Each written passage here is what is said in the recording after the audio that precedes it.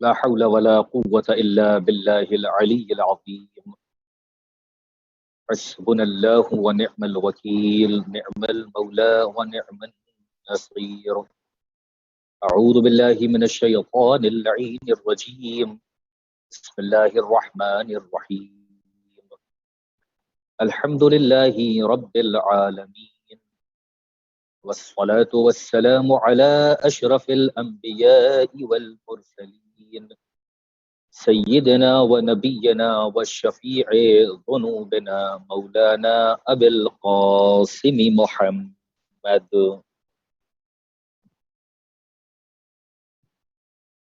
وعلى أهل بيته الطيبين الطاهرين المعصومين المنتجبين المنتخبين المظلومين،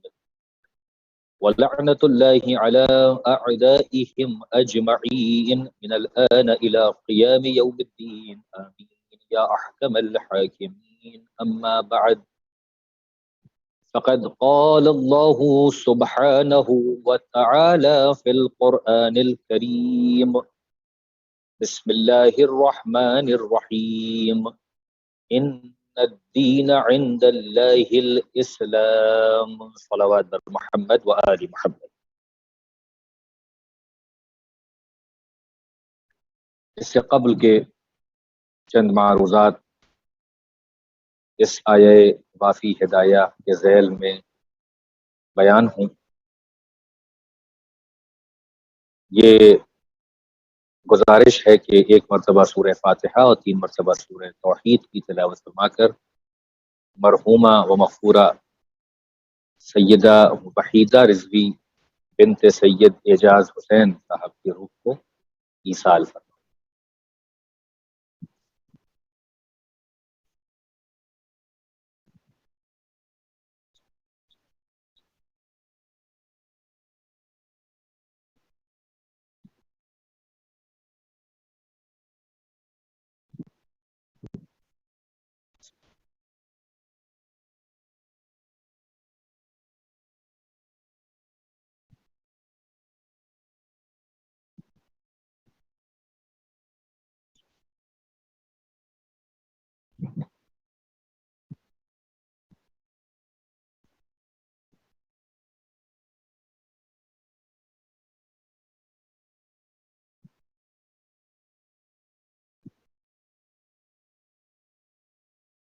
ایک صلوات بھیج دے محمد و آل محمد کی عظمت پر.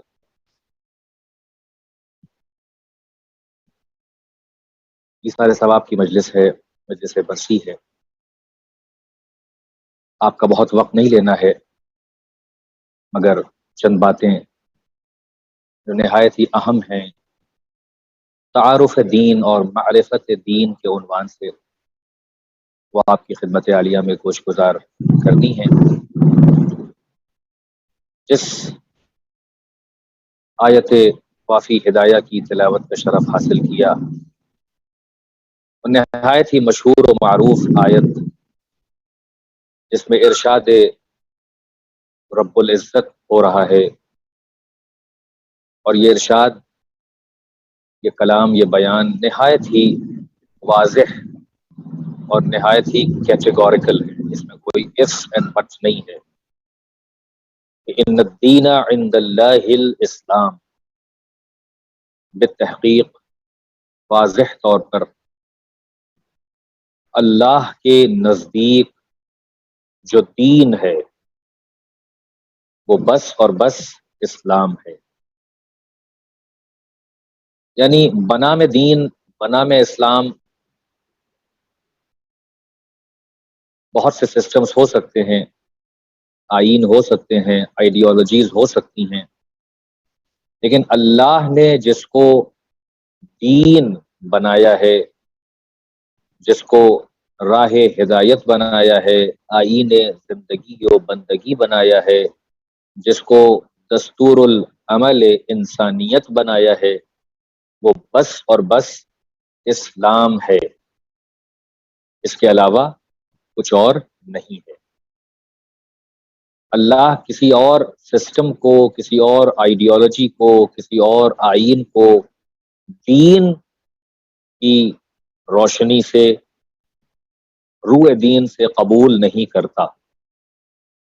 کوئی بھی اس کو کچھ بھی بنا کے لے آئے، لیکن اگر وہ خدا کی طرف سے نہیں ہے، خدا کا بنایا ہوا سسٹم اور پروگرام آف لائف نہیں ہے، تو پھر وہ اسلام نہیں ہے. کر سکتا ہے دو اس کے ڈائمنشن اور دو رخ ہو سکتے ہیں. ایک رخ تو یہ ہے کہ وہی تسلیم و رضا کی منزل، یعنی اسلام کا مطلب ایک بندہ اپنے آپ کو مکمل سرنڈر اور سبمٹ کر دے اللہ کی بارگاہ میں. ایک اس کے یہ معنی ہے، یعنی مکمل سبمشن، مکمل سرنڈر ہو جانا مرضی خدا کے سامنے، کو خدا کی بارگاہ میں سرنڈر اور سبمٹ اس طرح کرنا کہ مکمل وجود کو خدا کے حوالے کر دینا کہ اب جو اس کی مرضی ہوگی وہی مقدم ہوگا، وہی مانا جائے گا، اسی پر عمل ہوگا. اسے کہتے ہیں تسلیم و رضا. یہ ہے اسلام کا ایک معنی. دوسرا معنی جو اسی انڈائریکٹلی اسی سے ریلیٹڈ ہے وہ ہے آشتی، امن، پیس، سکون. یعنی اسلام کے دوسرے معنی ہیں امن و آشتی. اگر آپ ان دونوں معنی پہ غور کریں تو یہ دونوں آپس میں انٹر ریلیٹڈ ہیں. یعنی اسلام کے جتنے بھی احکامات ہیں، جتنے بھی قوانین ہیں، جتنی بھی اس کے قواعد ہیں، رولز اینڈ ریگولیشنز ہیں، جو کچھ بھی اس میں بتایا گیا ہے، زندگی جینے کا طریقہ، سلیقہ، انسانیت کی فلاح کے لیے جو باتیں ہیں، انسان کو راہ ہدایت پر لانے کے لیے جو باتیں ہیں، انسان کو اس کے کمال تک پہنچانے کے لیے جو باتیں بتائی گئی ہیں، انسان کا جو مقصد خلقت ہے یعنی عبادت پروردگار، اور یہ عبادت نہایت ہی وسیع مفہوم رکھتا ہے. ان تمام چیزوں پر لانے اور اس کو اس کی تربیت کے لیے، اس کو اس کے ہدف تک، آبجیکٹو تک پہنچانے کے لیے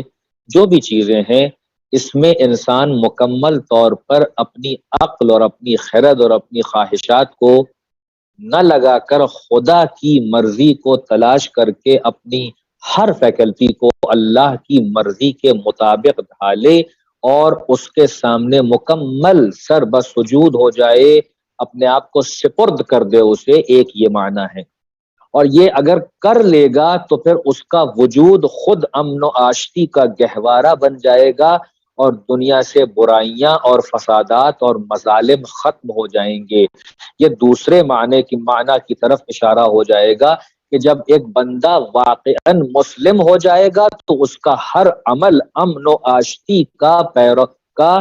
پرتو ہو جائے گا اور امن و آشتی کا سمبل بن کے رہ جائے گا کہ اب جو بھی وہ عمل کرے گا، وہ اگر گفتار بھی کرے، وہ اس کی رفتار، اس کی گفتار، اس کی چال، اس کی ڈھال، اس کا اٹھنا، اس کا بیٹھنا، اس کا سونا، اس کا جاگنا، جو کچھ بھی وہ کرے گا وہ سب کا سب امن و آشتی میں ڈھلا ہوا ہوگا کہ خود دنیا کو اس کے فعل اور اس کے عمل سے فائدہ پہنچے گا، معاشرے کو فائدہ پہنچے گا، سماج کو فائدہ پہنچے گا، ہر ایک کی اصلاح ہو جائے گی، ہر جگہ سے خرابیاں دور ہو جائیں گی.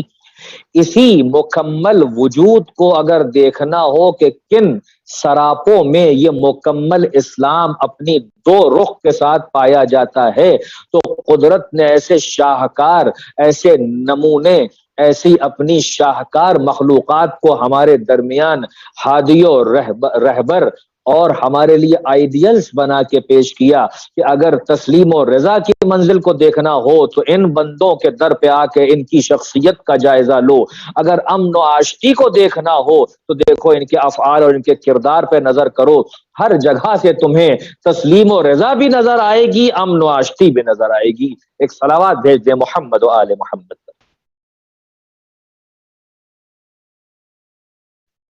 عزیزان محترم، یعنی اسلام جو تسلیم و رضا سکھاتا ہے، جو خود نام ہے تسلیم و رضا کا، وہ اپنے ہر ماننے والے سے جو بھی اس کے دائرے میں ہے وہ چاہتا ہے کہ اس کا ماننے والا جو عبد مسلم ہے یہ واقعاً مسلم بنے، اپنے آپ کو، اپنی فیکلٹیز کو، اپنی خواہشات کو، اپنے وجود کو رضا پروردگار کے حوالے کرے، یعنی اپنے خالق اور اپنے مالک کے حوالے کرے کہ وہ جانتا ہے کہ کس طریقے سے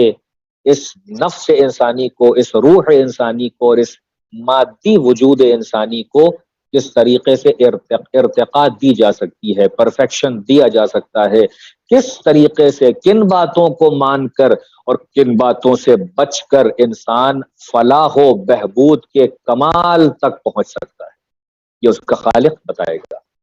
اور دوسرے رخ پہ آپ دیکھیں تو اسلام جو امن و آشتی کا گہوارہ ہے، امن و آشتی کا مذہب ہے، امن و آشتی جس کا میننگ ہے، یہ تب ممکن ہے کہ جب انسان اسلامی احکامات اور تعلیمات پر سنسیئرلی اور خلوص کے ساتھ عمل کرے۔ اسلام کا کوئی بھی حکم ہو، کوئی بھی تعلیم ہو، کوئی بھی آئین ہو، کوئی بھی دستور ہو، یہ سب کے سب امن و آشتی پر بیسڈ ہے۔ ایسا نہیں ہے کہ کوئی انسان کسی اسلامی قانون کو مانے، اسلامی طرز حیات کو اپنائے اور اس سے ظلم سرزد ہونے لگے۔ نہیں، اگر اس کی ذات سے ظلم سرزد ہو رہا ہے تو اس کا مطلب یہ ہے کہ اس نے حکم الہی کو یا تو قاعدے سے سمجھا نہیں ہے یا قاعدے سے اس پر عمل نہیں کیا ہے۔ اسی لیے اللہ نے دین کو، آئین کو، دستور حیات کو لوگوں کے حوالے نہیں کیا ہے، بلکہ اپنے معصوم بندوں کے ذریعے سے اور ان کو وسیلہ بنا کر ان کے ذریعے سے اس دین کو، اس آئین کو، اس شریعت کو اس نے اپنے بندوں کے ذریعے بھیجا جو معصوم ہیں، جو حجتان الہی، جن کو ہم انبیاء و مرسلین اور ائمہ معصومین علیہم الصلوۃ والسلام کہتے ہیں کہ ان کے ذریعے سے دین پہنچے گا۔ اور کیونکہ ہم نے ان کو تمہارے لیے منتخب کیا ہے، رول ماڈل بنایا ہے، لہٰذا ہمارے دین کی عملی تصویر دیکھنا ہو تو ان کی سیرت پر نگاہ کرو، ان کے وجود پر نگاہ کرو، یہ تمہیں ہر لمحے 24x7 مسلم نظر آئیں گے، مؤمن نظر آئیں گے، یعنی یہ حقیقتاً مسلم ہے، حقیقتاً مؤمن ہیں، حقیقتاً اسلام کے ایمبیسڈرز ہیں، اور مکمل طور پر اسلام کی ایک ایک ادا، جو اسلامی ادا ہے، جو روحانی باتیں ہیں، جو اسلام کی روح ہے، وہ ان کے ہر ایک فعل سے، ہر ایک عمل سے ظاہر ہو کر بتائے گی کہ حقیقی اسلام اگر لینا ہو تو خاصان خدا تک آنا پڑے گا۔ ایک صلوات بھیج دیں محمد و آل محمد علیہ السلام۔ تو عزیزان محترم، یہ جو دین ہے، یہ اللہ کے نزدیک جو دین ہے وہ اسلام ہے۔ اس سے بہتر، اس سے افضل، اس سے اقوا، اس سے ازکا اور اس سے اعلیٰ اگر کوئی دین ہوتا تو اللہ پھر اس کا انتخاب کرتا، لیکن خود یہاں سے ایک نئے سرے کا آغاز کہ اللہ ہی نے اس کو دین بنایا ہے، اللہ ہی نے اسلام ہمارے لیے بنایا ہے، وہی ہے کہ جس نے شرع لکم، جس نے تمہارے لیے شریعت کو بنایا ہے، دین کو بنایا ہے۔ یعنی یہاں سے بالکل بات کلیئر ہو گئی کہ دین اسے ہونا چاہیے، آئین وہ ہو، دستور الحیات وہ ہو، دستور عمل وہ ہو کہ جو فطرت کے مطابق ہو، انسان کے مزاج سے ٹیلی کرے۔ اس بات کو یاد رکھیے گا کہ اللہ ہے دین بنانے والا، یہ اس کا دین ہے، یہ دین الہی ہے، یہ دستور الہی ہے، یہ آئین بندگی ہے جو اس نے ہمارے لیے جعل کیا ہے، بنایا ہے۔ اور جب اس نے دین بنایا ہے تو اسی نے دین کو پہنچانے والے اور دین کو بچا کے رکھنے والے بنائے۔ یہ اس کا جاب ہے، یہ اس کی ذمہ داری ہے، یہ اس کا ٹینشن ہے، یہ اس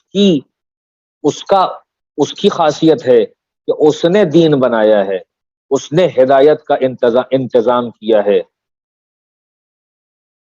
اسی لیے وہ اپنے لیے کہتا ہے کہ یہ ہماری ذمہ داری ہے کہ ہم ہدایت کا انتظام کریں اور ہم ہی ہادی بنائیں۔ پورے قرآن مجید میں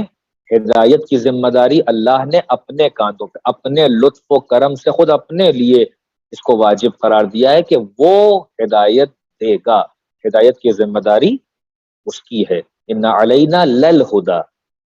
ہم نے اپنے اوپر ہدایت کو ضروری قرار دیا ہے بندوں کے لیے، اپنی مخلوقات کے لیے. وہ ہے ہادی، اصل میں وہ ہدایت دیتا ہے. اب اس نے اس ہدایت کو پہنچانے کے لیے اس آئین اور اس شریعت اور دین اور راہ مستقیم پر عمل پیرا کروانے کے لیے 1,24,000 انبیاء و مرسلین کا سلسلہ رکھا کہ جو دین پہنچائیں گے، اور آخری نبی کے بعد 12 ائمہ کا سلسلہ رکھا کہ وہ دین کی حفاظت بھی کریں گے اور دین کو امپلیمنٹ بھی کریں گے، اس کی تفسیر بھی پیش کریں گے. تو اللہ کا کام ہے دین بنانا، اور اللہ ہی کا کام ہے ہادی اور رہبر اور خلیفہ اور ولی اور وسیع اور وزیر اور رسول اور نبی اور خلیل بنانا. یہ کسی اور کا کام نہیں ہے. نہ بندوں کا کام ہے دین بنانا، نہ بندوں کا کام ہے ہادیان دین بنانا، ہادیان برحق بنانا. اللہ نے دین بنایا ہے تو ہادی بھی اللہ ہی دے گا. لہذا اب اگر کوئی اس کار خدائی کو اپنے ہاتھ میں لینا چاہے اور کہے کہ ہم اس کے دین کے پیرل ایک اور دین فلوٹ کریں گے، یا اس کی شریعت کے پیرلل ایک اور شریعت فلوٹ کریں گے، تو وہ اصل میں خدا کا باغی ہو رہا ہے، خدا کے سامنے چیلنج کر رہا ہے کہ معاذ اللہ تیرے دین میں کوئی خرابی رہ گئی تھی، کوئی نقص آ گیا تھا، کوئی کمی رہ گئی تھی، یہ مطابق انسانیت نہیں تھا، مطابق سرشت نہیں تھا، مطابق فطرت نہیں تھا. لہٰذا ہم نے غور و فکر کر کے زیادہ علم رکھنے کی بنیاد پر ہم نے اپنے لیے دین کو خود تشکیل کر لیا ہے، اور اس کو پہنچانے کے لیے اور اس پر عمل پیرا کرانے کے لیے خود ہی ہادی بنا لیے ہیں. یاد رکھیے گا، جس نے بھی آئین خدا، شریعت خدا، دین الہیہ کے خلاف اور پیرلل کوئی دین، کوئی مذہب، کوئی روش، کوئی صراط، کوئی طریقہ، کوئی آئیڈیالوجی، کوئی سسٹم بنایا تو وہ باطل ہے، شیطان ہے، طاغوت ہے. اور جس نے بھی اس دین اور اس آئیڈیالوجی اور اس روش اور اس قانون کے لیے اپنے سے کوئی ہادی اور رہبر اور امام بنا لیا تو وہ ہادی اور رہبر اور امام بھی طاغوتی ہوگا، خلاف خدا ہوگا، اور اللہ کا باغی ہوگا اور اللہ سے بغاوت کرنے والا ہوگا. ایسے دونوں دین اور ہادیوں کا ٹھکانہ جہنم ہے، جن کے لیے قرآن نے کہہ دیا کہ یدعون الی النار، یہ روش بھی جہنم کی طرف بلاتی ہے، اور ایسے امام اور ہادی بھی جو خدائی ہادیوں اور رہبروں کے مقابلے میں بنائے گئے ہوں، یہ سب بھی جہنم کی طرف دعوت دیتے ہیں. یعنی جو ہادیان برحق کے مقابلے میں بنائے جائیں وہ خود بھی جہنمی ہوتے ہیں اور اپنی امت کو جہنم کی طرف دعوت بھی دے رہے ہوتے ہیں. ایک صلوات بھیج دیں محمد و آل محمد.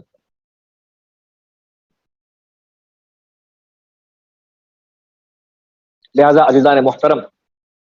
یہ جو خدا کا دین ہے، اس کو اللہ نے اپنے بندوں کے لیے وضع کیا ہے، جعل کیا ہے، اس کی کچھ خصوصیات ہیں. ان خصوصیات کا ذکر کر کے اور اپنی بات کو آخری مرحلے تک پہنچا دینا ہے. اسلام کے موٹے طور پر بہت سے امتیازات ہیں. میں آپ آج کی اس مجلس میں صرف 3 امتیازات گنا کر اور سرسری طور پر ان کو ایکسپلین کر کے بات کو ختم کر دیتا ہوں، تاکہ بہت زیادہ وقت بھی نہ لیا جائے اور بات اپنے وقت کے اندر ختم ہو جائے اور آپ کو یاد بھی رہے. اگر بہت طولانی ہو جائے، بہت طویل بیان ہو جائے تو سائیکولوجیکلی اور سائنٹیفکلی وہ بات ذہن میں رہتی نہیں ہے، وہ اڑ جاتی ہے، خراب ہو جاتی ہے، بیکار ہو جاتی ہے. مجلسوں کا مقصد یہ نہیں ہے کہ علمیت کا اظہار ہو، قابلیت کا اظہار ہو، بلکہ مجلسوں کا مقصد اول تو رضا الہی اور رضا حجتان الہی، اور دوسری چیز ان کی تعلیمات اور ان کے پیغامات کو مومنین تک پہنچا دینا، تاکہ شکوک و شبہات دور ہو سکیں اور فضائل حقہ سے مومنین کے دل جو ہے وہ مملو ہو سکیں. تو اسلام کی پہلی خصوصیت تمام ادیان کے اوپر یہ ہے کہ یہ دین کسی خطے، کسی زمین، کسی کنٹری، کسی ریجن سے لمیٹڈ نہیں ہے. باقی جو بھی دین ہیں وہ کسی جگہ سے لمیٹڈ ہے، جگہ کی بنیاد پر پہچانے گئے، خطے کی بنیاد پر پہچانے گئے، قریے کی بنیاد پر پہچانے گئے، کنٹری اور ریجن اور سٹی اور اسٹیٹ سے کنفائنڈ ہو گئے، لہذا ان کا دائرہ بھی محدود ہو گیا۔ یہ دین یہ آفاقی دین ہے، یہ فطری دین ہے۔ تو پہلی بات، یہ کسی کنٹری سے، کسی ریجن سے، کسی خطے سے محدود نہیں ہے، بلکہ یہ دین کائنات ہے۔ یہ دین اسلام دین کائنات ہے، دین ارض و سماوات ہے۔ اس زمین پر جو بھی جہاں بھی ہے، سب کے لیے یہی دین ہے۔ نہ یہ کسی خطے سے لمیٹڈ ہے، نہ یہ کسی کنٹری سے لمیٹڈ ہے، نہ یہ کسی شہر اور قریے سے لمیٹڈ ہے۔ دوسری چیز، یہ خود دین کسی شخصیت سے محدود نہیں ہے۔ ہم تعارف کے لیے کہہ دیتے ہیں دین مصطفی، دین محمدی، لیکن اصل میں یہ دین الہی ہے۔ کیونکہ دین مصطفی یا دین محمدی اس لیے کہتے ہیں کہ رسول خدا صلی اللہ علیہ وآلہ وسلم کی ذات بھی کمپیریٹیولی، ریلیٹیولی ہمارے لیے اس کا کوئی حد نہیں ہے کہ ہم کہیں کہ رسول خدا کی یہ حد ہے، بلکہ یہ وہ ہیں کہ جو رحمت للعالمین ہے۔ ان کا رب رب العالمین ہے، اور رب کا محبوب رحمت للعالمین ہے۔ اللہ کہہ رہا ہے وما ارسلناک الا رحمت للعالمین، یہ تمام عالمین کے لیے رحمت ہے۔ جب ابھی انسان عالمین کی حد نہیں جانتا ہے تو جو اس عالمین کے لیے رحمت ہو اس کی حد کیا جانے گا، اور جو اس رحمت کا پروردگار اور خالق ہو پھر اس کی حد کیا ہوگی؟ وہ تو لا متناہی ہے، انفائنائٹ ہے، لا زوال ہے، سرمد ہے، وجود ہے، واجب الوجود ہے۔ تو نہ اللہ کی حد کوئی بتا سکتا ہے، وہ لا محدود ہے، اور جو اللہ کی شاہکار مخلوقات ہیں محمد و آل محمد علیہم الصلوۃ والسلام، ان کی حدیں بھی عقل انسانی سے پرے ہیں۔ کوئی کہہ نہیں سکتا کہ یہ ان کی حد ہے، اور جب ابھی مادی دنیا کی بھی حد انسان کو نہیں معلوم، جبکہ یہ محدود ہے، لیکن آپ ابھی جانتے نہیں ہیں کہ یہ کائنات کتنی وسیع ہے۔ لہذا یہ دین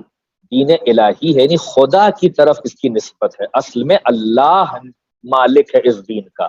اصل میں اللہ نے اس دین کو بنایا ہے، اس دین کو ہمارے لیے ڈھالا ہے، ہمارے لیے بھیجا ہے۔ لہذا یہ دین اپنی اس دوسری کوالٹی میں بھی تمام ادیان پر غالب ہے کہ نہ یہ زمین سے، خطے سے، ریجن سے لمیٹڈ ہے، نہ یہ شخصیت کی وجہ سے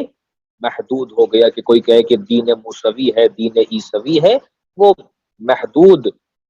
پیغمبر ہیں، اپنے علاقے تک ان کی رسالت و نبوت ہے، لہٰذا ان کے ماننے والوں نے ان کے نام سے دین کو چلانا شروع کر دیا، جبکہ جناب آدم سے لے کر اور حضرت ختمی مرتبت صلی اللہ علیہ وآلہ وسلم تک جو بھی آئین آیا ہے، دستور آیا ہے، دین آیا ہے، وہ بس اور بس اسلام ہے۔ جو آدم لے کے آئے تھے وہ بھی اسلام، جو رسول خدا لے کے آئے وہ بھی اسلام۔ آدم کا جو دین ہے وہ سرسری باتوں کو پیش کر رہا ہے، کیونکہ ابھی انسانیت جو ہے اس کے پیر پالنے سے باہر نکلے ہیں، اور حضرت ختمی مرتبہ تک تمام انسانیت اجتماعی طور پر اب جا کے بالغ ہو گئی ہے، اب جا کے اس میں سینس اینڈ سینسیبلٹی آ گئی ہے، ریشنلٹی آ گئی ہے، کاغذ اور قلم پہ لکھنا آ گیا ہے، ترقی پسندی آ گئی ہے۔ لہٰذا جب یہ دین اپنی سٹیجز کو پار کرتا کرتا جیسے جیسے انسان ترقی کرتا گیا، عقلیں بڑھتی گئیں، ضرورتیں بڑھتی گئیں، وجدان بڑھتا گیا، شعور بڑھتا گیا، تو دین تو وہی رہا، شریعتوں میں تبدیلی ہوتی رہی تقاضوں کے اعتبار سے۔ اب یہ دین جو ہے وہ اپنے درجہ کمال پر پہنچ رہا ہے، اور اللہ نے اسی لیے لوگوں کا دین کہا ہے، اس لیے کہ اللہ کے نزدیک تو دین روز ازل سے کامل ہے، پرفیکٹ ہے، مکمل ہے، لیکن جو لوگوں کے لیے دین ان کی عقلوں کے مطابق، ان کے شعور کے مطابق، ان کی ضروریات کے مطابق آتا رہا، وہ اب اپنے درجہ کمال کو پہنچنا چاہتا ہے۔ اسی لیے رسول خدا انتظار کر رہے ہیں غدیر خم کا، کہ جہاں پر 1.25 لاکھ کا مجمع ہوگا اور رسول خدا بحکم خدا اپنے بھائی، اپنے وصی، اپنے ولی اور خلیفہ کو دونوں ہاتھوں پر بلند کر کے کہیں گے کہ من کنت مولا ہو فہذا علی مولا، کہ جس کا میں مولا ہوں اس کا یہ علی مولا ہے۔ یعنی معلوم یہ ہوا کہ دین تب حد کمال پر پہنچتا ہے کہ جب اس میں اعلان ولایت امیر المؤمنین داخل ہو جاتی ہے۔ یعنی جب ولایت کی روح داخل ہو جاتی ہے تو جسد دین کامل ہو جاتا ہے، بالوں پر سنور جاتے ہیں۔ اسی لیے اللہ نے کہا کہ الیوم اکملت لکم دینکم، آج کا وہ خاص دن ہے کہ جس دن ہم نے تمہارے لیے تمہارے دین کو کامل کر دیا، واتممت علیکم نعمتی، اور ہم نے تم پر اپنی نعمت خاص کو تمام کر دیا، ورضیت لکم الاسلام دینا، اور آج ہم تمہارے دین اسلام سے راضی ہو گئے۔ یعنی اب یہاں سے مجھے کہنے دیں کہ جب دین مصطفی سے آگے بڑھ کر دین مرتضوی ہو جاتا ہے، یعنی دین مصطفی ہاتھوں پر مصطفیٰ کے دین ارتضا بنتا ہے، دین مرتضوی بنتا ہے، تو اللہ اس دین سے راضی ہو جاتا ہے کہ اب یہ دین مرتضی کے صدقے میں، مرتضی کے اعلان ولایت سے، مرتضی کی جانفشانیوں سے اور قربانیوں سے یہ دین جو ہے وہ اس لائق ہوا ہے کہ آج اس پورے قد سے کھڑا ہوا ہے۔ یہ میرے حبیب نے تم تک دین کو پہنچایا 23 سال کی محنتوں اور مشقتوں کے ساتھ، اور میرے ناصر اور مددگار نے ناصر رسول بن کر، معاون رسول بن کر، متابع رسول بن کر، مطیع رسول بن کر رسول اللہ کی مکمل اتباع اور اطاعت کر کے اور اپنی جان کو ان پر نچھاور کر کے اس دین کو ہر خطرے سے بچا کر غدیر خم تک لے کے آیا ہے۔ لہذا آج اللہ نے بھی کہہ دیا کہ اب اسے دین مرتضوی بناؤں گا، یعنی اب علی یہ مرتضی کی ولایت سے یہ دین اس لائق بنا کہ میں اس سے راضی ہو جاؤں۔ لہذا اب جس کو بھی اپنے کو مسلم کہلوانا ہو اور اپنے اعمال کو بخشوانا ہو اور اپنے اعمال کو تلوانا ہو کہ وہ اللہ کی بارگاہ میں قبول ہو جائیں، تو اسے دائرہ ولایت علی ابن ابی طالب میں داخل ہونا پڑے گا۔ جب تک وہ دین مرتضوی پر رہ کر اور اس پر عمل کر کے ہماری بارگاہ میں نہیں آئے گا، ہم اس سے کسی دین کا کوئی عمل قبول نہیں کرنے والے ہیں۔ ہاں، اسی کا عمل قبول کریں گے کہ جو مرتضوی دین پر ہوگا اور مرتضوی دین پر اس کو موت آئے گی۔ ایک صلوات بھیج دے محمد و آل محمد پر۔ تو اسلام جب اپنے پورے قد سے کھڑا ہوتا ہے تو مصطفیٰ میں نظر آتا ہے۔ 23 سال یہ مصطفیٰ میں نظر آیا، غدیر خم میں اس اسلام نے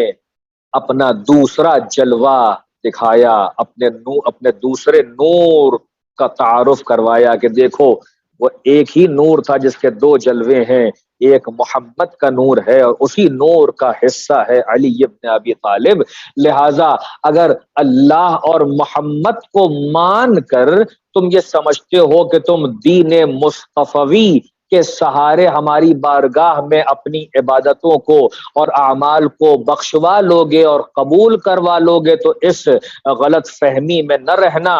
غدیر خم نے یہ اعلان کر دیا ہے کہ اب جس کو بھی اپنے اعمال کو بخشوانا ہو اور قبول کروانا ہو اور اپنے کو مسلم کہلوانا ہو اور مسلم حقیقی بننا ہو تو اسے ولایت علی ابن ابی طالب تب آنا پڑے گا۔ جب تک کہ وہ باب مدینۃ العلم پر آ کر اقرار نہ کر لے ان کی ولایت و امامت اور خلافت بلا فصل کا، ہم اس سے نہ کوئی دین قبول کرتے ہیں نہ کوئی اس سے شریعت قبول کریں گے۔ صلوات بھیج دے محمد و آل محمد پر۔ عزیزان محترم، دامن وقت میں زیادہ گنجائش نہیں ہے، تو یہ ہے اسلام کے جس کے 2 رخ ہیں، ایک ہے تسلیم و رضا اور ایک ہے امن و آشتی۔ آپ نے دیکھا کہ یہ اسلام آفاقی اسلام ہے، آفاقی دین ہے، دین الہی ہے، یہ فطری دین ہے، انسان کی فطرت اور انسان کی سرشت اور انسان کے نیچر پر استوار ہوا ہے۔ فطرت اللہ التی فطر الناس علیہا لا تبدیل لخلق اللہ، اللہ نے جو اپنی فطرت پر لوگوں کو خلق کیا ہے، اسی فطرت پر اسلام کو خلق کیا ہے۔ یہ فطری دین ہے، یہ فطرت کی آواز ہے، فطرت کے علاوہ اس کے اندر اور کوئی بات نہیں ہے کہ جو خلاف فطرت ہو جائے۔ جو کچھ انسان غیر فطری طور پر کرتا ہے اس کو فطری طور پر اور ارادی طور پر انجام دینے کو کہا گیا ہے کہ اب اپنے ارادے سے، اپنے اختیار سے ہمارے اس آئین پر عمل کر کے فلاح و بہبود حاصل کر لو۔ اور یہ تمہیں تب تک حاصل نہیں ہوگی جب تک کہ تم اسلام کے مجسم اصولوں پر نہ آ جاؤ۔ یہ اصول تمہیں ملیں گے ہمارے ہادیان برحق میں کہ جن کا وجود خود سراپا اسلام ہے، جن کا وجود خود تسلیم و رضا کا مکمل آئینہ ہے، اور جن کا وجود اور جن کے افعال اور جن کے اعمال امن و آشتی کا سراپا اور مظہر ہیں۔ ہاں، اب اگر یہ جہاد بھی کرتے ہیں ہماری راہ میں تو یہ تلوار اٹھا کر مشرکین اور کافرین کا قتل کرتے ہیں، ظالموں کو نیست و نابود و برباد کرتے ہیں، امن و آشتی پھیلاتے ہیں اپنے جہاد سے، اپنے قتال سے، مظلوموں کا حق دلواتے ہیں، اسلامی حکومت کو مضبوط کرتے ہیں، ظالمین کو دور بھگاتے ہیں۔ یہ اتنی خوبصورتی سے قتال کرتے ہیں اور تلوار چلاتے ہیں کہ وہ ملک کے جو انسان کی خونریزی پر چی بجبی تھا اور کوسچن مارک لگا رہا تھا روز اول خلافت آدم، وہ آج اسی تلوار اور اسی خونریزی کا قصیدہ پڑھتے ہوئے نظر آتا ہے کہ لا فتح الا علی، لا سیف الا ذوالفقار۔ نہ علی جیسا کوئی نوجوان ہم نے دیکھا ہے، نہ ذوالفقار جیسی کوئی تلوار دیکھی ہے۔ یعنی آج گردنیں کٹ رہی ہیں، خون بہ رہا ہے، مگر ملک تعریف کر کے بتا رہا ہے کہ اگر ید اللہ میں ذوالفقار آ جائے تو وہ عین عدل ہوا کرتی ہے، وہ عدل کے تقاضوں کے مطابق چلتی ہے۔ یہ اس تلوار کا چلنا امن و آشتی کے لیے ہے، نہ کہ ظلم و بربریت کے لیے ہے۔ ایک صلوات بھیج دے محمد و آل محمد پر۔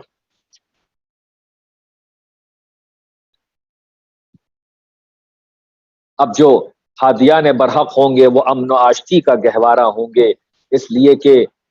امین وہی ہوگا جو خائن نہ ہو، اسی کی ذات سے امن، پیس پھیلے گا کہ جو خائن نہ ہو، بے ایمان نہ ہو۔ وہی آشتی پھیلائے گا کہ جو ظالم نہ ہو۔ کسی لمحے اس کے وجود سے ظلم ظاہر ہی نہیں ہو اسے شریعت کی زبان میں معصوم کہا جاتا ہے۔ یہی تو وہ ہستیاں ہیں کہ جو سراپا تسلیم و رضا بھی ہیں اور جو سراپا امن و آشتی ہیں پوری انسانیت کے لیے۔ کہ اب اگر کسی کو امن چاہیے ہو، کسی کو امانت داری سیکھنا ہو، کسی کو امن سیکھنا ہو، کسی کو آشتی چاہیے ہو، کسی کو سکون چاہیے ہو، تو وہ ان کے در دولت پر آ جائے، ان کی سیرت طیبہ کو دیکھے کہ جہاں ہر پہلو امن و آشتی بنا ہوا ہے۔ یہ فقیر کو کھانا بھی کھلاتے ہیں تو امن و آشتی ہے، یہ سجدے میں بھی جاتے ہیں تو امن و آشتی ہے، یہ مسند قضاوت پہ بھی آتے ہیں تو امن و آشتی پھیلتی ہے، یہ علم پھیلاتے ہیں تو امن و آشتی پھیلتی ہے، یہ جہاد کرتے ہیں تو امن و آشتی کے لیے کرتے ہیں، یہ عبادت کرتے ہیں تو اس سے امن و آشتی وجود میں آتی ہے۔ اس لیے کہ ان کی یہ مسلح پہ بھی آتے ہیں تو لوگوں کو اللہ کی عبادت کی طرف متوجہ کر کے، ظلم و جور سے دور کر کے اور طغیان سے دور کر کے، اللہ سے بندے کو کنیکٹ کر کے امن و آشتی ہی تو پھیلاتے ہیں۔ اور جب یہ خود سراپا تسلیم و رضا ہوں تو یہ ایسا ڈوب کے عبادت کرتے ہیں کہ پیروں سے تیر بھی نکال لیا جاتا ہے تو خبر نہیں ہوتی ہے، اور شیطان اگر عین عبادت میں ان کا انگوٹھا چبا بھی لے تب بھی استغراق عبادت میں کوئی فرق نہیں آتا ہے۔ تبھی تو ابلیس سند دے کر چلا جاتا ہے کہ انت زین العابدین، ارے آپ ہی تو ہیں جو عبادت گزاروں کی زینت بنے ہوئے ہیں۔ صلوات بھیج دے محمد و آل محمد پر۔ ہاں عزیزان محترم، یہ وہ دین ہے کہ جس دین سے اللہ راضی ہوا ہے، یہ دین اسلام ہے، یہ مکمل سبمشن اور سرنڈر چاہتا ہے۔ اور اس دین کا آخری تحفہ یہ ہے کہ جہاں یہ دین آفاقی ہے، فطری دین ہے، عین فطرت ہے، دین الہی ہے، اس کے قوانین فطری قوانین پر بیسڈ ہیں۔ اسی طرح اس دین نے سب سے پہلے انسان کو انسان شناسی سکھائی، اس دین نے انسان کو مسلم بننا سکھایا۔ اس نے جو ہادی بھیجے ہیں وہ سراپا اسلام ہوا کرتے ہیں، وہی تو حقیقی مسلم ہوا کرتے ہیں جن کا اسلام ڈائریکٹ ہوتا ہے۔ ہمارا اور آپ کا انڈائریکٹ ہے۔ اللہ نے اپنے نبی تک بھیجا، نبی نے امت کو بتایا، امت نے نبی کے کہنے پہ کلمہ پڑھا، یہ اس کا دو واسطوں والا اسلام ہے۔ لیکن اللہ اپنے انبیاء و مرسلین و اولیاء کو ڈائریکٹ اسلام عطا کرتا ہے کہ وہ وجود میں آتے ہیں تو سراپا مسلم ہوا کرتے ہیں، رگ رگ اور وجود مسلم ہوتی ہے۔ جیسے کہ یہ پوری کائنات مسلم ہے، لیکن یہ طوعاً اور کرہن مسلم ہے، اختیار سے مسلم نہیں ہے۔ اللہ نے اختیار سے اسلام چاہا ہے، اپنے وجود کو اپنے ارادے اور اختیار سے ہمارے حوالے کرو، اس لیے کہ ہمارے دین کا مزاج ہے کہ لا اکراہ فی الدین۔ یہی تو اسلام نے انسان شناسی سکھائی ہے کہ اے انسان، ہم نے تجھے مجبور نہیں کیا ہے کہ تو ہمارا ہی دین قبول کرے، اسی آئین کو فالو کرے۔ ہم نے تجھے عقل دیا ہے، شعور دیا ہے، ادراک دیا ہے، تجھے احساسات دیے ہیں، نفس دیا ہے، روح دی ہے۔ اپنے ارادے اور اپنے اختیار اور عقل و شعور اور روح و نفس کی بنیاد پر فیصلہ کر لے کہ اللہ کا دین اصل ہے یا لوگوں کا بنایا ہوا، اپنی خواہشات کا بنایا ہوا دین اور اپنی خواہشات کا بنایا ہوا سسٹم، جہالت کی بنیاد پر بنایا ہوا سسٹم، لمیٹڈ ویژن کی بنیاد پر بنایا ہوا سسٹم، اپنے مفاد اور اپنے فائدوں کی بنیاد پر بنایا ہوا سسٹم، کسی کلاس اور کسی طبقے اور کسی سوسائٹی کو خوش کرنے کے لیے بنائے ہوئے قانون بہتر ہو سکتے ہیں، یا اس کا قانون بہتر ہوگا جو اپنے ہر بندے سے 70 ماؤں کی مامتا سے زیادہ محبت کرتا ہے، جو اصل میں خالق ہے، جو رازق ہے، جو مالک ہے، وہ انسان کی رگ رگ سے واقف ہے، وہ انسان کا خالق ہے، انسان کا مالک ہے، انسان کا رحم دل پروردگار ہے، ارحم الراحمین ہے۔ جب وہ انسان کے لیے کوئی آئین، کوئی راستہ، کوئی دستور بنائے گا تو وہ رحم و کرم ہی پر بنائے گا، وہ محبت کی بنیاد پر بنائے گا، وہ انسان کو کمال تک لے جانے والا سسٹم ہوگا۔ اس میں ذرہ برابر بھی ظلم نہیں ہو سکتا، نقص نہیں ہو سکتا، عیب نہیں ہو سکتا، برائی نہیں ہو سکتی، کمی نہیں ہو سکتی، ڈیفیشینسی نہیں ہو سکتی، اس میں کوئی ظلم نہیں ہو سکتا ہے، اس لیے کہ یہ اس نے بنایا ہے کہ جو مکمل حق ہے، جو مکمل رحم ہے، جو مکمل کرم ہے۔ اسی لیے اس نے اپنے ان صفات کے مظہر بنا کے ہمارے سامنے بھیجے کہ دیکھو ان کریم بندوں پر نگاہ کرو، یہ سراپا اسلام ہے، ان کی اداؤں کا نام اسلام ہے، ان کی نقل کرو تو اسلام پر عمل کرنے لگو گے۔ یہ جھکے تو سجدہ وجود میں آیا، یہ جھکے تو رکوع وجود میں آیا، انہوں نے تسبیح کی تو تسبیح وجود میں آئی، ورنہ نہ کوئی لا الہ الا اللہ کہہ پاتا، نہ کوئی اشہد ان لا الہ الا اللہ کہہ پاتا، نہ کوئی سبوح قدوس کہہ پاتا، نہ کوئی اللہ اکبر کہہ پاتا، نہ کوئی تکبیر کہہ پاتا، نہ تحلیل کہہ پاتا، نہ کوئی تسبیح کر پاتا، نہ کوئی تمجید کر پاتا۔ ان بندوں کا کرم ہے، ان بندوں کا احسان ہے کہ انہوں نے اول روز اول عالم انوار میں اللہ اکبر کہا تو مخلوقات کو سمجھ میں آیا کہ اللہ بڑا ہے۔ انہوں نے لا الہ الا اللہ کہا، انہوں نے سبحان اللہ کہا، انہوں نے اللہ کی تعریف بیان کی تو بندگان خدا کو تعریف کا سلیقہ آ گیا، تسبیح کا سلیقہ آ گیا، اللہ کی تمجید کا شعور آ گیا۔ تو ان بندوں پر نگاہ کرو، یہ اتنے کریم ہیں کہ اپنے دشمن کو بھی جام شیر پیش کر دیتے ہیں۔ یہ ان کے علم کی طرف نظر کرو کہ جب یہ مسند علم پر آتے ہیں تو کہتے ہوئے نظر آتے ہیں کہ میں زمین سے بہتر آسمان کے راستوں کو جانتا ہوں۔ ہاں عزیزان محترم، اللہ نے انہی بندوں کے وجود میں پورے اسلام کو رکھ دیا ہے کہ اب ان کے علاوہ کہیں جاؤ گے تو وہ اسلام کی نقل تو ہو سکتی ہے، وہ اسلام کے نام پر کوئی بہروپ تو ہو سکتا ہے، لیکن جو اصل اسلام ہے، جو روح اسلام ہے، جو اصل بندگی ہے، وہ انہی 14 میں نظر آئے گی۔ ہم نے اسی لیے ان کو تمہارے تمہارے لیے آئیڈیل بنایا ہے، تمہارا امام، تمہارا ولی، تمہارا رہبر بنایا ہے کہ ان کے نقش قدم پر نگاہ رکھو، یہ تمہیں حقیقی اسلام عطا کریں گے اور ہم تک لے کے چلے آئیں گے۔ صلوات بھیج دے محمد و آل محمد پر۔ عزیزان محترم، یہ اسلام شناسی ہے، یہ انسان شناسی ہے جو اسلام نے دیا ہے کہ آؤ در اہل بیت پر، یہ تمہیں سکھائیں گے کہ آدمی سے انسان کیسے بنا جاتا ہے۔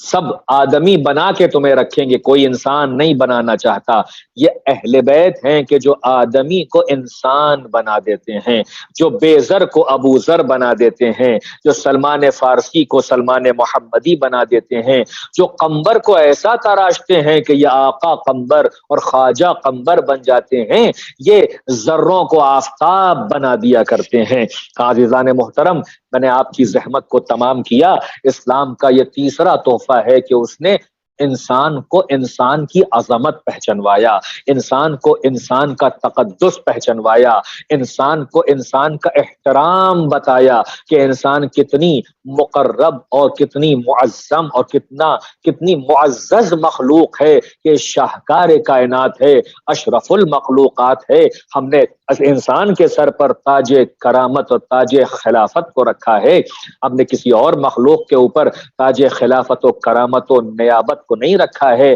انسان اپنی عظمت کو پہچانے، انسان پستی کے لیے نہیں بلکہ انسان جو ہے وہ بلندی اور کمال کے لیے پیدا کیا گیا ہے، اور یہ کمال تبھی انسان کو حاصل ہوگا جب وہ با کمال بندوں کے دامن سے اپنے کو متمسک کر کے حقیقی اسلام کی روح کو اپنے سراپے میں داخل کر لے۔ ہاں عزیزان محترم، ایک مرحومہ کی برسی کی مجلس ہے، ایک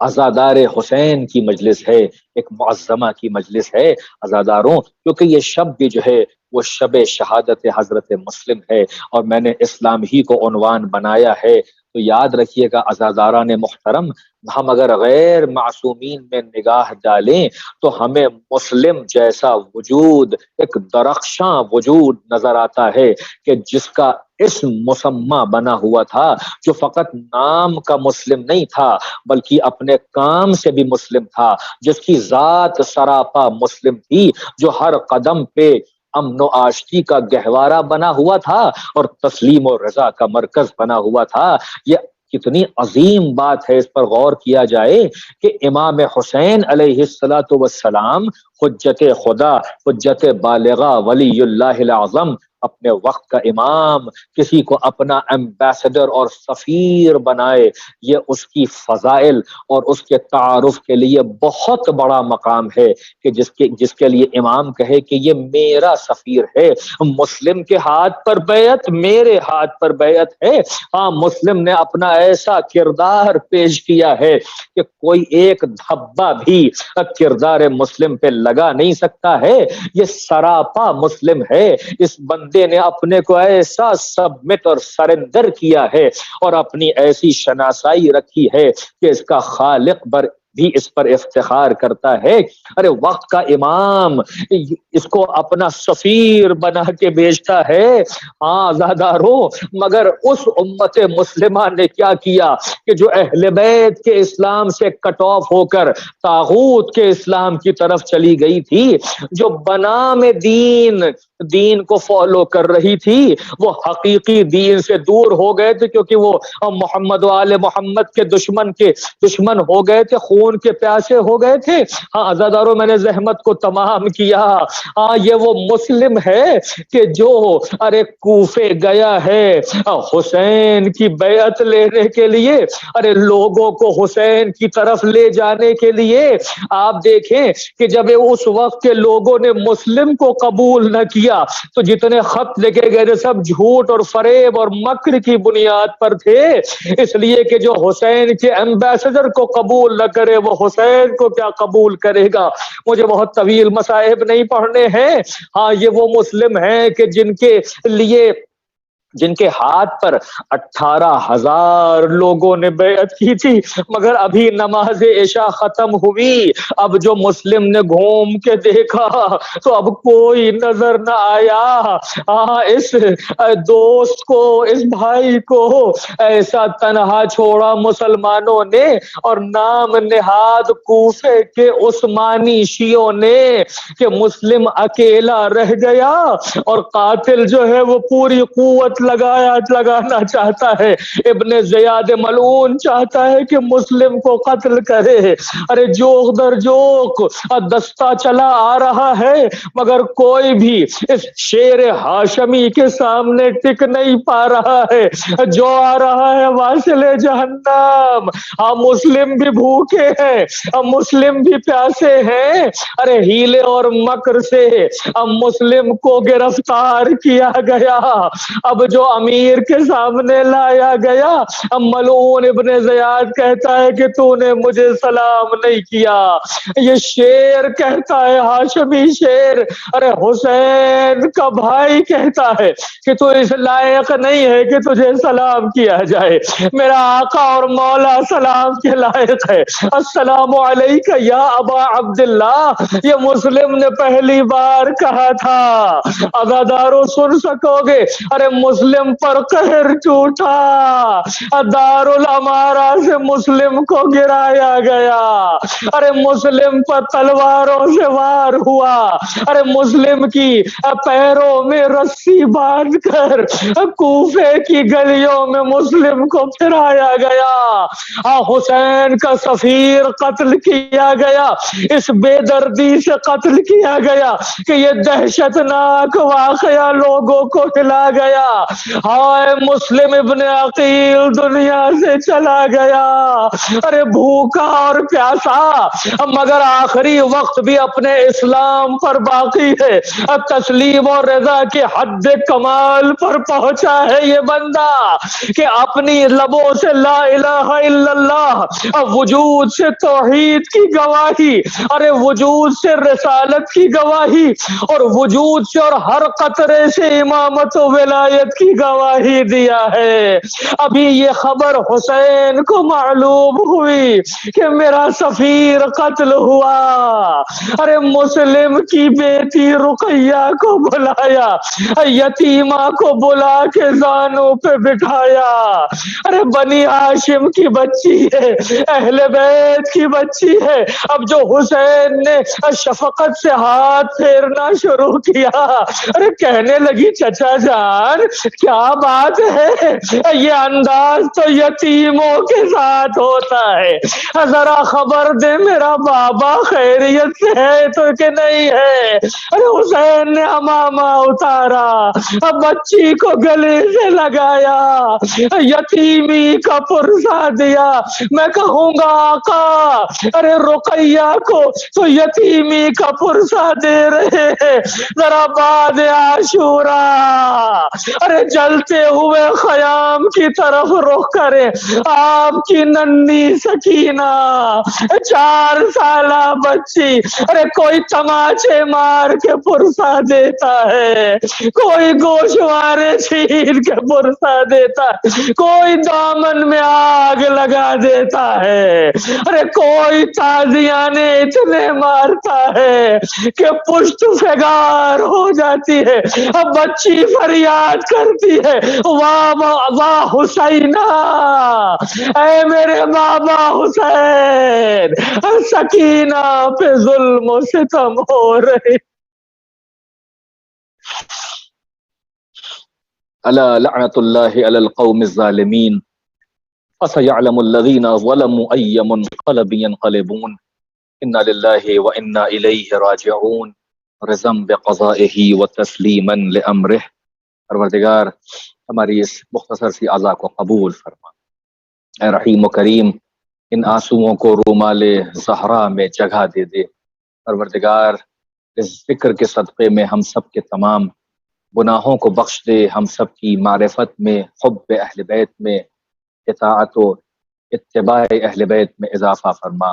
اے رحیم و کریم ہم سب کو علم دوست بنا، ہمارے اندر کے تمام اختلافات کو دور کر دے۔ پروردگار مرحومہ اور مغفورہ کو بہتر سے بہتر اس مجلس اس ذکر کا ثواب ایصال فرما۔ یا اللہ ان کے درجات میں اضافہ فرما،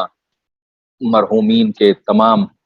کے درجات میں اضافہ فرما۔ بار الہ محبان اہل بیت جہاں جہاں بھی اس روئے عرض پہ ہیں، ان کی جان و مال و عزت و آبرو کی حفاظت فرما۔ ہم سب کو عزاداری امام حسین کے اہتمام میں تمام رکاوٹوں کو ہم سے دور کر دے۔ پروردگار محرم قریب ہے، اس وبا کو ختم کر دے، جو بیمار ہیں انہیں مکمل شفا صحت و سلامتی عطا کر۔ اس فکر کے صدقے میں محمد و آل محمد علیہ الصلوۃ والسلام کے صدقے میں ہماری